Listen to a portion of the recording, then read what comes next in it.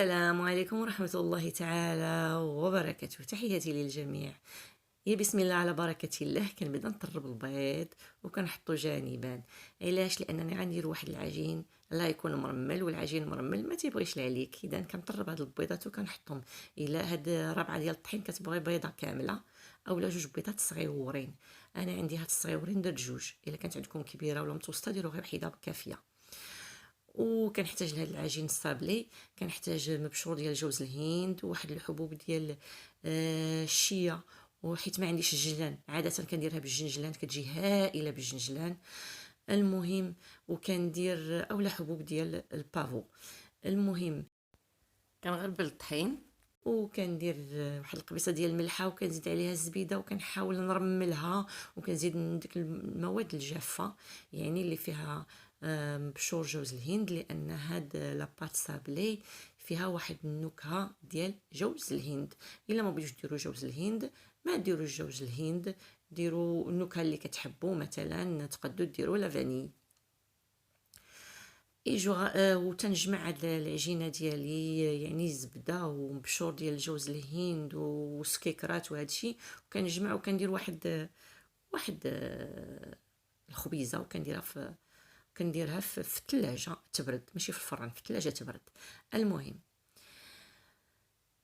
salut mes amis, vous allez bien? J'espère.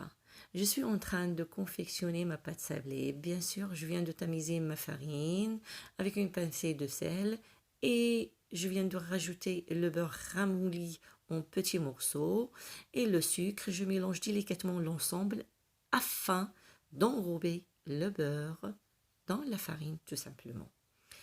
Et j'écrase la pâte entre mes mains de manière à obtenir de grands grains. Je creuse ce sablage en forme de puits et je rajoute les œufs battus d'avance.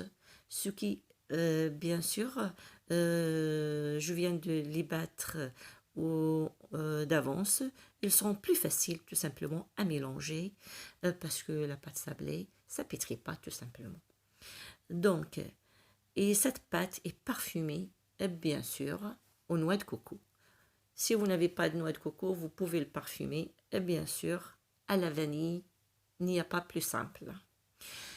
Et je mélange ma boule, et bien sûr, je façonne la pâte en boule et je l'enveloppe dans du film alimentaire et je la laisse reposer au moins 1 heure.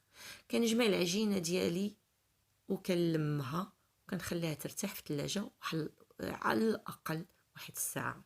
Et bien sûr, je laisse reposer ma pâte que je viens de confectionner au frais au moins 1 heure. ومن بعد كنمشي نحضر الباقي. كنخلي هاد العجينة في الثلاجة تبرد وكنمشي نحضر العناصر اللي كنحتاج في المرحلة التالية، اللي هي زويته وتفاح وفاني وخميرة ولوز مطحون وسكر وبيض. وبطبيعة الحال نخليكم كل شيء مكتوب في صندوق الوصف إن شاء الله بإذن الله.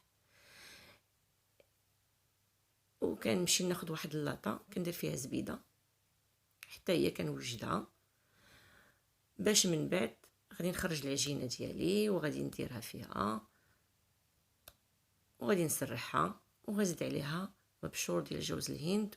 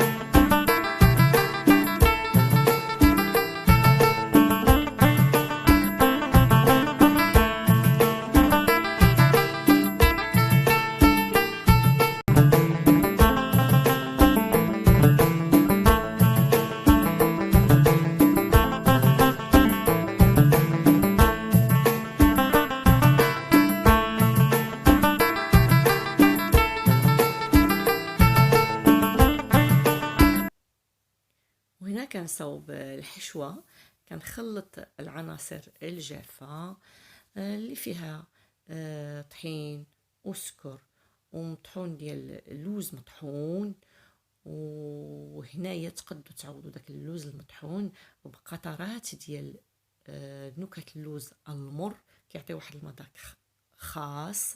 سواء تزيدوا قطيره، سواء ديروا اللوز وتزيدوا قطرات، سواء تعوضوا داك اللوز المطحون بالطحين ومبشور جوز الهند وتزعموا دوك قطرات ديال اللوز المر، يعني واحد من 2 قطرات حتى 4 علاش لا، كيعطي واحد النكهه خاصه.